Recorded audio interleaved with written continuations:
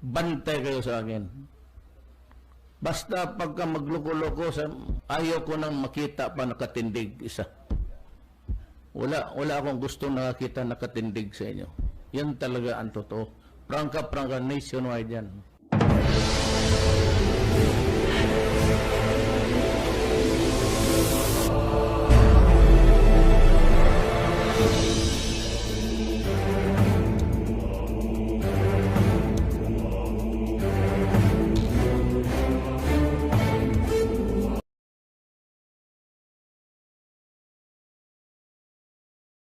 Samantala sa kauna-unahang pagkakataon, diretsahang inamin ni Pangulong Rodrigo Duterte na may nangyayaring extrajudicial killing sa bansa. Pero wala raw niyang basbas ang mga ito. Mula sa Brunei, may live report si Cedric Castillo. Cedric.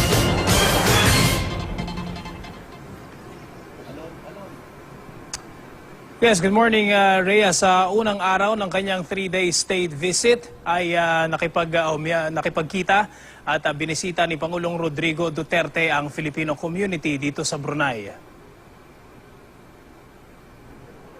Sa mahigit 3,000 mga napatay dahil sa kampanya ng pamahalaan kontra droga at sa gitna ng mga akusasyon ng di umano'y pang-abuso sa karapatang pantao, mismong si Pangulong Rodrigo Duterte ang nagsabi may extrajudicial killings na naganap.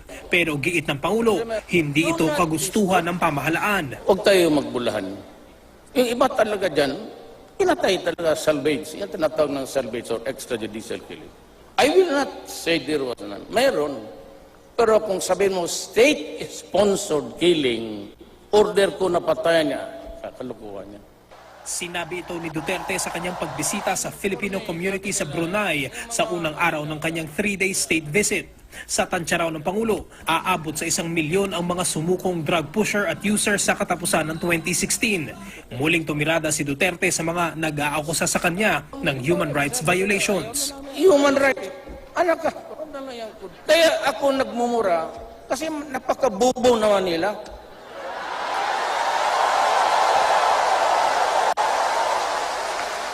Hindi ako galit sa kanila. What I'm trying to say, I am totally exasperated, that's the word, na hindi nila alam ang batas, that it is not a crime even for a civilian Filipino walking the streets to say, I hate the criminals, I hope they would die, I will kill them if I catch them.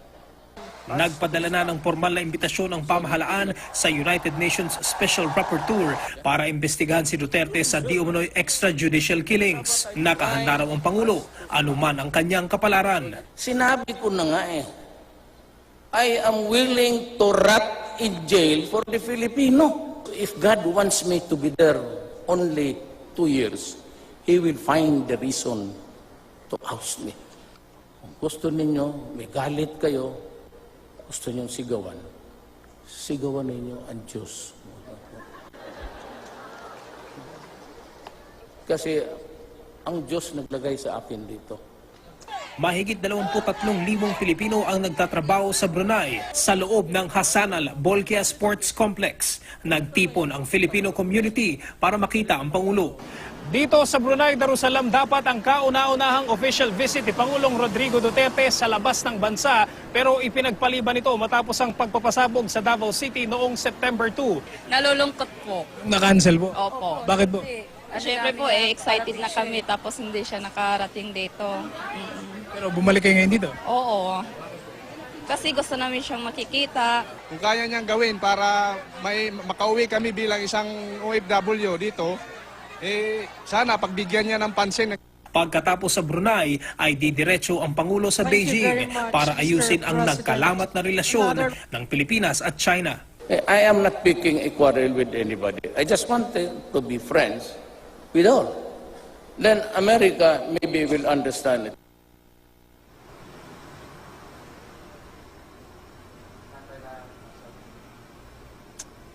Yes, Ray, alas 2 ngayong hapon ay nakatakda naman ang bilateral meetings sa pagitan ng Philippine government, ni Pangulong Rodrigo Duterte at ng Sultan ng Brunei. Rhea? Cedric, pagdating niya sa China, tiyak na bang mapag-uusapan itong issue ng West Philippine Sea? Hindi natin masasabi, Rhea, na tiyak. Although ang Philippine government mismo, o mga tagapagsalita ni Pangulong Rodrigo Duterte, sinasabi na it's possible. Noong isang araw, nakapanayam natin si DFA ASEC Charles Oseta. Sinabi niya ay napakarami naman daw ng maaaring mapag-usapan, napakarami mga MOAs at MOUs na pipirmahan at napakalawak daw ng bilateral relations ng Pilipinas at ng China. Hindi naman daw dapat mag-concentrate lamang doon sa issue ng West Philippine Sea o agawan sa South China Sea. Pero it's very possible daw na isa ito sa mapag-usapan, of course, dahil ito yung high-profile na issue ngayon sa pagitan ng sa bilateral relations sa pagitan ng Pilipinas at ng China, Rhea.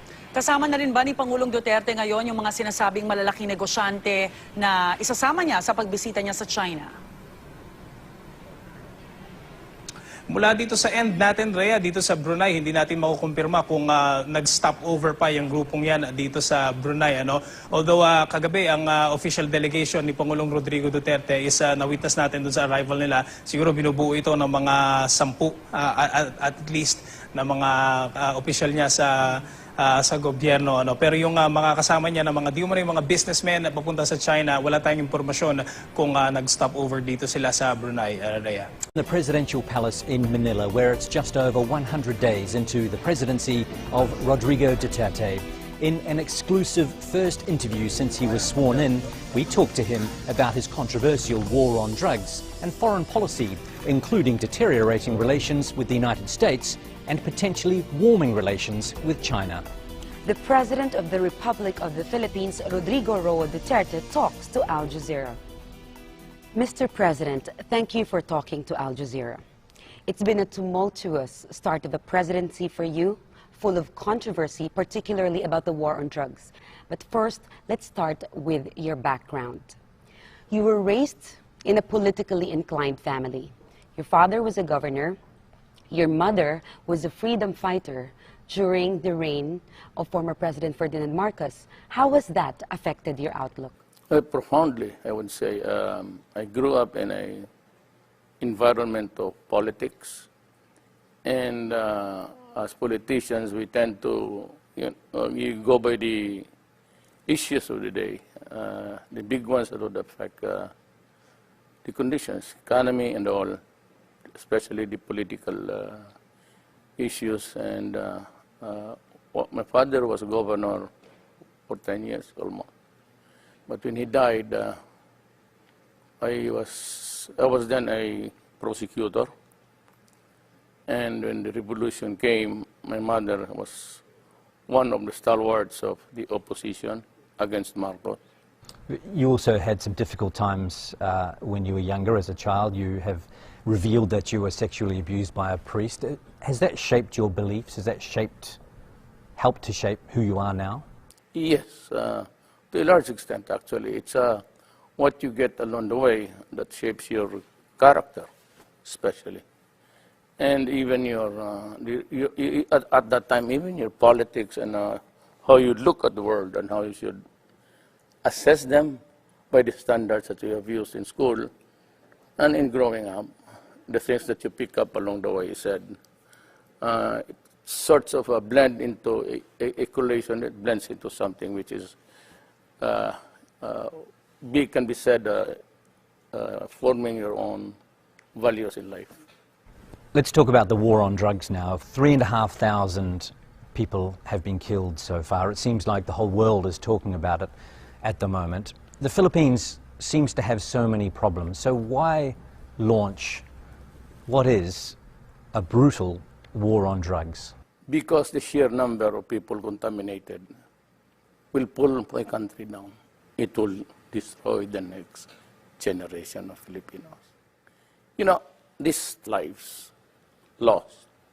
Some of them were lost during legitimate encounters with the police. But the fact is, at the moment, we have 3,500 people killed. And you yourself alluded to just then that perhaps some of them weren't legitimate targets. You know, there is no crime at all when you threaten criminals with death. In my country, at least, there is no law which says I cannot threaten criminals. And that was the favorite well, of course, the cliche that they used, it became a cliche over time. And when I was president, I said, we have 3 million, according to PDEA, 3 million drug addicts. Not counting mine, because it's still going on. So I said, if we do not interdict this problem, the next generation will be having a serious problem. And I announced that, again, same. You destroy my country, I'll kill you. And it's a legitimate thing. If you destroy our young children, I will kill you. That is a very correct statement. There is nothing wrong in trying to preserve the interest of the next generation. That 3 million addicts, it's not, they are not a residence of one compact area or contiguous place. They're spread all over the country. And by the sheer number, because if you are a user, you must push, unless you are the son of a billionaire, or because you have to sustain your addiction by getting another financier for you. And then the next financier will have to get a new victim to finance it. That's how it became. That is how drugs is spread. But it was not until I became president that the widespread and the magnitude of the problem became really a serious issue. So what about the children and the innocent people who have been killed? Well, that is bad. So will those cases be investigated? Yes, Do you promise that? Of course. But let me tell you, this is the law of my land. Here is a police. Here is a gangster. He's armed with an M16. The gangster only a pistol. But when they meet, they exchange fire. With the police with an M16, it's one burst, and hits 1,000 people there, and they die. There's no criminal liability. It could not be negligence because you have to save your life. It could not be recklessness because you have to defend yourself. Just like when the United States and the rest of the country, when you bomb a village, you intend to kill the militants, but you kill in the process the children there. It's only how it is explained, and we are, people judge best when they condemn. So they would always place you in a bad light. But the situation does not call for that. And that explains the reason why, until now, I have yet to hear an apology for those who have in Vietnam, in Afghanistan. Never mind about the militants. Kill them. But then, in the process, 2 families, hospital, it is collateral damage. Then why is it is a collateral damage to the West, and to us, it is murder? You went to law school. Yes. You worked hard to be part of the legal system. You are a lawyer by profession. Correct. And you were a prosecutor for many years. Yes. Do you still believe in the country's judicial system? Like now, I should believe in the system because I will guarantee this time that the law is break. There are judges here in Manila, more than 1,000 cases, no conviction at all of a drug case. That is where money flows, maybe savagery, threatening people on both sides. That is how it is played here. That's why we have this miserable thing about the drug problem now. But do you acknowledge that you have encouraged vigilante killings? No, I said I will kill you. If I encourage, fine. Yes, but the point is that people can get away with murder right now, and you know that some of the killings are not legitimate. Well, so do you think that there might be cases of people settling old scores out there and disguising them as the war on drugs? I do not play with conjectures. I do not make assumptions. I just say what I should be saying as a president and as a mayor. Now, if the criminals there are killed by the thousands, that's not my problem. My problem is how to take care of the law-abiding, God-fearing young persons of this republic because they have our resources. Strictly speaking, you cannot find any redeeming factor in being, the criminals there. They are there for what? Therefore, just like the cartel in Mexico, if you have read Ion Grillo, this is how the cookie crumbles. Exactly. So when I will kill you because I'm the mayor, I'm the president. Now, if vigilante would take over, but, I cannot control it. I cannot be God and control everything. Okay, you just kill these guys or you wait for the courts to do that. Well, you can encourage good policing and you can encourage justice Yes. and trust in the judicial system. Correct. But when I was campaigning as a president, the drug problem was already reaching by the millions. Well, 3 million is 3 million. Now, during my time, we have started to count. We are nearing now the 800 mark, 800,000. By the year ends, I would have about also 1 million. So I have 4 million drug addicts. Do you think that's an easy number? No. So why not put all the energy into rehabilitation, Where do you find it? reforming Energy? healthcare? Okay. Can we cut this for a while? I'll just have twice of you. Pakihanap yung newspaper kahapon. He wants to show you the newspaper. Oh, sure, no problem. So you were saying about this facility, sir. What is this about? This is a rehab facility built by somebody. This is what they cried at. Duterte, he should have built rehab houses instead of killing the criminals, the drug lords. This would cost millions. I entered the presidency of the Republic of the Philippines midterm. There is nothing at all left in that budget for this year, which was prepared by my predecessor, which was also prepared the other year to be implemented this year. The implementation does not contain any money. Because nobody, until I became president of this country, nobody realized how widespread, how dimensional it was for us. Sir, in the past, during the campaign and weeks into your presidency, you have repeatedly said that you have no regard for human rights. But human rights is actually part of the Constitution. And as head of state, it is also your duty to uphold the Constitution. How does that connect? I would rather intimidate and strike fear in the hearts of the criminals, just like what happened in Davao, when finally you can walk the streets, walk about in the streets at night, and you can eat anywhere at any time, and nobody would bother you. It's happening in Davao. Davao City is in the midst of Mindanao, a troubled land. But I can assure you, as plenty of people have been there, it's a destination for conventions and conferences international. It's always selected, so it's booming. It is a little bit rich than the others. Why? Because we can live our lives normally. And of course, business can thrive.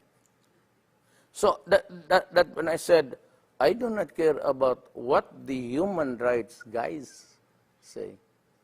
I have a duty to preserve the generation. If it involves human rights, I don't give a shit. I have to strike fear because I said, the enemies of the states are out there to destroy the children. Are you not worried about possible ramifications in the future for you, a possible impeachment or being tried in the international court? Good question. Before you can begin, you must determine that I have committed a crime in my country. That I have committed mass murders in my country and then charge me there. There can be no ramifications when I say that I will kill you if you destroy my land. It's a legitimate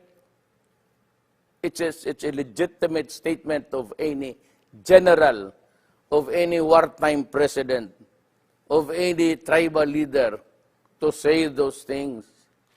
Of course, you said there can be consequences. But I am not worried about this thing. I do not make any projections. How many vigilante killings Well, if you compare the 4 million to the 3,000 minus legitimate encounters between the law enforcers and the criminals, give or take even a half of it. So what is it to the lives already lost? I have 4 million addicts to take care of. And I have been criticized and would say, well, why don't just, Duterte build rehab centers and just place them there? Why not? Why do you have to kill them? Look, I am a midterm president in the sense that I entered this year the presidency, only this year. The budget for this year was prepared by my predecessor, So Aquino. And it binds me because it would last until December. Nowhere in this budget provides enough money to build even 2 buildings of rehab structures. It's all what is left of my government now after the election is just enough for the MOE, maintenance and all. So you're saying, sir, No capital outlays. the budget of President Aquino for this year, the last 6 months, does not include any rehabilitation? Because the problem was there, but there was nobody minding the store. I was the only mayor brave enough to say those things. So my city, got the benefits of a peaceful place where you can live, where you can eat, work safely. But the others, we did not know. But they allowed so many administrations to flourish. And it was not until I became president that we realized that there were already, according to at the time to General Santiago of the PDEA, Philippine Drug Enforcement Agency, that there are already 3 million addicts. So never mind my counting because I'm still counting up to the end of the year. Are you in favor of medicinal marijuana? Yes, but that is a very long process. It has to be something like being officially certified by the Food and Drugs of the Philippines, and it must have this qualifying, activity where it's being used to find out if it's really medicinal or if it can do something good for the body. But you'd consider it? You'd consider it, the legalization of it, for example? I'm not the authority for that. It's the Food and Drug Administration which says that it's good. Okay. If it is certified by the government that it's good, fine, no problem. I don't think anyone could deny, doesn't matter how controversial it is, that you've delivered on your election campaign promise to crack down on drugs. One thing you haven't delivered on yet is your promise to ride a jet ski out to the disputed territory in the South China Sea and plant the Philippine flag on there. Now, many people, many voters, I assume, took that as a sign that you were going to be tough on China in that disputed territory in the South China Sea or the West Philippine Sea, but you haven't been. Why? Do you really think that I would go there riding? I don't even own a jet. No, I don't. But people perceived that as a sign that you were going to get tough with China. It was a hyperbole. Literally, you cannot expect to ride. I don't even know how to swim. And if it overturns, then you lose a president along the way. So why did you say that then? What were you referring to? Hyperbole. To stress a point that we will not give up anything there. But your statements recently tend to indicate that you are willing to give up some territory there. No, it does not. Nobody's going to give up the judgment that it's in our favor. I cannot give it up. Nobody can give it up. Nobody in the Constitution allows anybody to give it up. Even the president cannot give it up. Those are our entitlements. This is an island. Everybody, every country in this world is given its own fish pond. That's your fish pond where you get the fish, the shells, and everything. You cannot give it up. You can only negotiate to prevent war. Remember that okay, I'll push your logic to this logical conclusion. We have this judgment, right? two things. I can go into a rage because it's being occupied. But remember, it is not a sovereignty that is there. It's the entitlement attached to it is the sovereignty. Okay? The other is to go into a rage and fight, and the other is to talk. What do you think will happen to my country if I choose to go to war? I fight alone? Or I would call upon the other countries to help me? Who? Who would die for my country except us? So we can only talk. And that's why they invited me for talks. I will go. But I will go with this paper.